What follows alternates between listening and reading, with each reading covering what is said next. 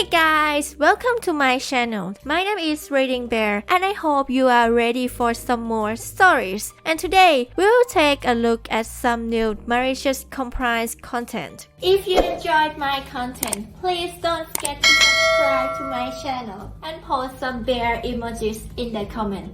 And now, let's dive right into the stories. First one is titled, "Won't let me have my operation at a hospital 20 miles away? Fine, I'll spend a week at a hospital 4 hours away instead."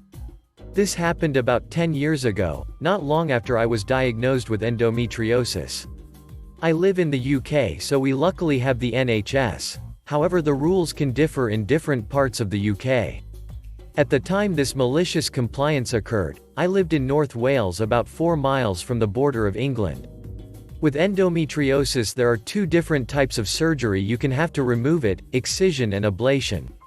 Excision is much more effective but can only be performed by specialist surgeons at certain hospitals which are classed as accredited endometriosis centers. In order to be classed as one of these specialist centers, a hospital needs to perform a certain number of very complex surgeries each year amongst other criteria. At this time, if you lived in England you had a right to choose where you were treated. So if you had endometriosis and lived in, for example, Liverpool, but your local hospital wasn't an accredited endometriosis center, you could choose to have your surgery in Manchester instead. Wales had a similar rule, but you could only choose to be treated at another hospital in Wales. Doesn't sound too absurd in principle. However, Wales had one accredited center at the time. Cardiff, South Wales, and England had about 20.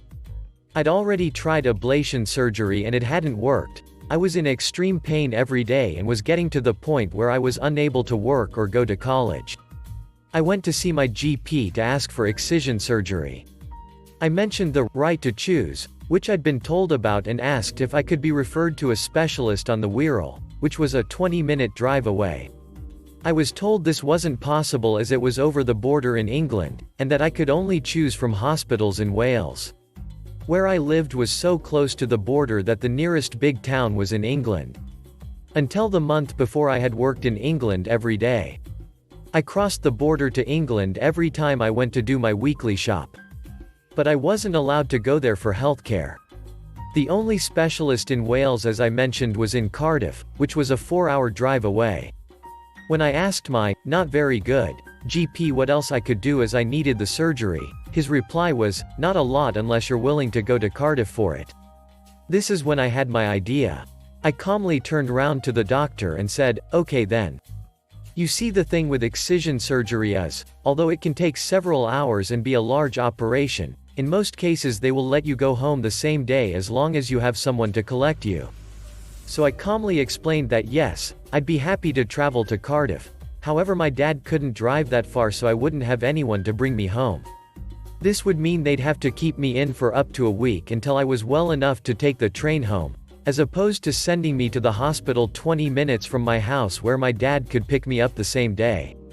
I got a call the next morning to say they'd approved my request to have the operation at the hospital just over the border. Next and last one is titled, "Either be fired or accept a massive pay cut."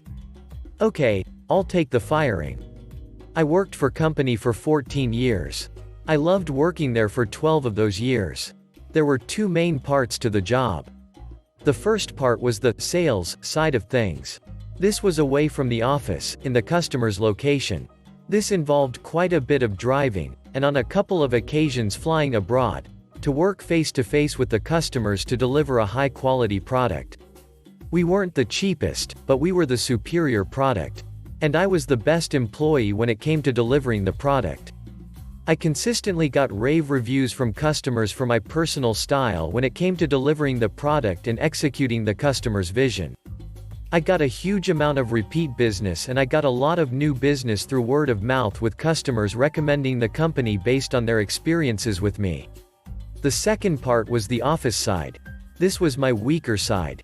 I hated cold calling potential customers with numbers I found in the phone book. When it came to answering the phone and speaking to potential customers who initiated contact with us, I was fine. But I wasn't great at making the calls. This was my only real not great part of my job.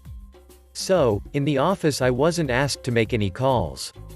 Instead I prepared product, designed new product, trained new staff members, ended up being one of the biggest parts of my job. I was also the problem solver, helping out whenever and wherever. Filling in for sick employees whenever I could. I liked the owner and I liked the manager. I liked all the staff who were around me. All in all, it was a great job that I was really good at and took pride in. The company had been doing so well that the owner had slowly expanded over the 12 years since I started working for company. I had joined about 3 months after he started, so I'd been a part of this expansion. I worked out of my nearest office, but often traveled to other areas to train their staff. I was loaned out, as it were, to other companies to help train their staff. At one point I was a guest lecturer at a university teaching medical students how to deliver complicated explanations to people who don't have the base knowledge that you yourself do. After 12 years I was on a decent salary. Not massive, but I was happy. Then the owner decided to sell off part of the company. He was selling the area where my local office was. He told me he would love for me to remain as his employee, but I would need to work from a different office. This was either requiring me to move, or to quadruple, at a minimum, my daily commute. The other option was to remain working from my current office but with a new boss. I chose the second option. Before the new owner bought the company, she worked alongside the staff for a couple of weeks to see how we operated. This was before any of us knew she was about to buy the company. As far as we knew, she was just another employee, and she was shadowing us to learn. She came with me on assignments in the field and saw my abilities. When the sale was announced and we were informed that she was the new owner, everyone was very surprised. She made some sweeping staffing changes. The manager left to start her own business, since the new owner was also going to be the manager. A lot of staff were let go. The secretary, myself and a couple of newer hires were kept on. The new hires were on the lowest wages, not salaries. Anyone who had got to a decent level was let go. Since almost everyone was on a 0-hours contract, she was able to do this. Whilst technically it was a new company, for the customers it was the same old business. The company still had the same trading name. The only real difference was that there was a new owner and the registered business name was now different. As far as the customers were concerned, nothing had changed. My job for the first few months after the sale was to train up the remaining staff to replace the more experienced staff members who had been let go. I recommended a couple of new hires who I had experience working with in the past. I was open and honest with the owner, and let her know that one of them was a close friend and one of them was my girlfriend. Both were more than qualified for the work and both were happy to join. My friend had recently come back to the country after a year of traveling, whilst my girlfriend could only work during school holidays, worked in a school. The owner gave them both interviews, then hired them, since we needed the staff. Over the next 2 years business started to fall. The reason was simple. The new owner decided to try and maximize profits by increasing prices whilst decreasing the quality of the product. For new customers this wasn't noticeable. They just thought we were expensive and the product wasn't the best. But for old customers who had been with us for 10+ years, they immediately noticed. They were being charged more and were receiving less, worse quality. So the owner doubled down and increased prices again. 95% of our old customers left us. New customers almost never became repeat customers. Complaints skyrocketed. Whilst all this was going on, our staff turnover rate was ridiculous. People left after a few months when they realized that the minimum wage they were being paid wasn't worth it. Under the old owner, the average hourly wage for new employees was around 2.5 times the minimum wage. This made people care about their jobs and want to keep them. My girlfriend quit. My friend remained, but was looking for something new. Then I got a phone call. The owner needed me to come to the office. This was unexpected. I had just finished working on location with a customer. My next customer was in 2.5 hours. It was a half-hour drive away. The office was about an hour and 10 minutes away from both locations. If I drove back to the office I would have about 5 minutes in the office before leaving. My mileage was paid above my regular salary, so I was saving the company money by doing this. Also, parking was a nightmare around the second location, so I intended to get there as early as possible to find parking, then read a book. The manager didn't care. She needed me to return to the office. So I did. I arrived back to be handed a letter by the owner. It was informing me of a disciplinary meeting to take place in a couple of days' time. I could bring a witness along if I so desired. This knocked me for 6. I was the best employee. I read through her list of complaints about my performance and started working on my defense. At the meeting, I declined to have a witness. Instead, I decided to record the audio of the entire meeting on my phone without informing her. Where I lived, this is legal and I didn't need consent. The boss's witness was her friend who she had met at yoga and hired for an office role, firing the secretary who had been there long before the takeover. Every point she raised I could counter. They ranged from the week. You were unavailable to work for a week in August. I booked a week's holiday so I could attend my cousin's wedding on the other side of the country and turn it into a holiday. To the pathetic, you were late for work on the 12th of May. Is that the day my car broke down and I called the office to let you know? I don't know. I do. Here's the receipt from the garage dated May 12th. To the downright lies. This one I can't write as a quote. Basically, she accused me of gross misconduct for breaking health and safety laws in the way I was delivering a product for a customer. I hadn't broken health and safety laws. I knew exactly what I was doing since, as I've mentioned already, I had been doing this for 14 years at this point. She had witnessed me do this on multiple occasions and had never mentioned it before. Because it wasn't an issue. She even had me train staff in this specific delivery method. Because it wasn't an issue. She finished her list by telling me that she doesn't want to lose me, but she can't justify keeping such a poor employee at my current salary. I had 2 choices. I could either sign a 0-hours contract and work for minimum wage, or she could fire me with 2 weeks' notice.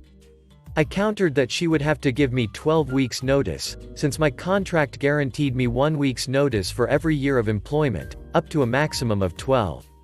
She argued that I had only been her employee for 2 years, since before then I worked for the previous owner. I informed her that with how the business takeover had run, it counts as continuous employment. I quoted the exact law and code that backed me up. She asked for a 30-minute break in the meeting to let me think about her offer. She went to call her lawyer. When she came back, she informed me that since she was firing me for gross misconduct, she didn't have to give me any notice at all. If I wanted to remain and move to the 0-hours contract, I could do that today.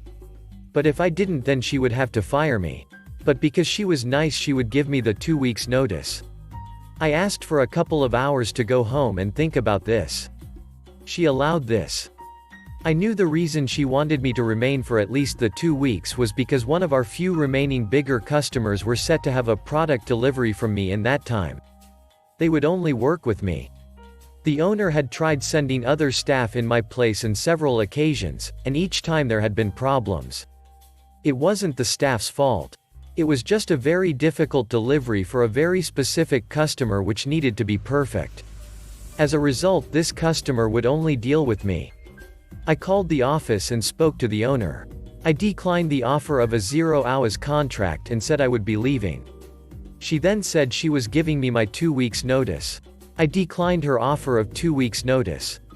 I informed her that if I was being fired for gross misconduct, then surely I cannot be relied upon to safely deliver the product.